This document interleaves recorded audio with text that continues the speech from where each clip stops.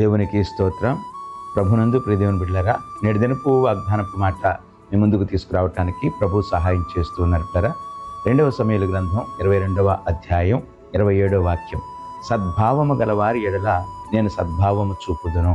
ప్రియదేవుని బిడ్డలారా, గమనించండి, మన దేవుడు మన రక్షకుడైనటువంటి యేసయ్య ఎలాంటి స్వభావం కలిగిన వాడంటే, ఆయన పిల్లలమైనటువంటి మనము ఏ స్వభావాన్ని అయితే కలిగి ఉంటామో అదే స్వభావాన్ని మన మీద చూపించడానికి ఆయన ఇష్టపడేటువంటి దేవుడై ఉన్నారు.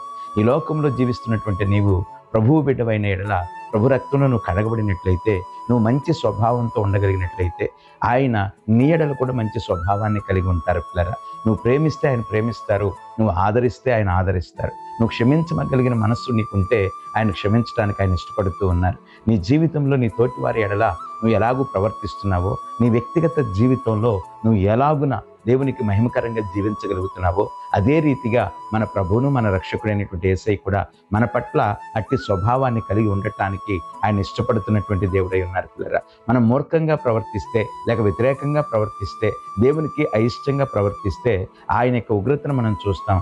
లేదు, ప్రేమ కలిగి పిల్లరా మనము ఆయన యొక్క స్వభావాన్ని కలిగి లోకంలో అనేకులను మనం ఆదరించగలిగినట్లుగా, మన కుటుంబాన్ని మనం ఉండగలిగినట్లయితే ఆయన మనలను ఆదరించే దేవుడై ఉన్నారు. కనుక నేటి దినాన మంచి స్వభావంతో మన విశ్వాస జీవితాన్ని కొనసాగిద్దాం. ప్రభువు కృప మనకు తోడయుండి అట్టి స్వభావాన్ని దేవుడు మనకు అనుగ్రహించును గాక. ఆమేన్.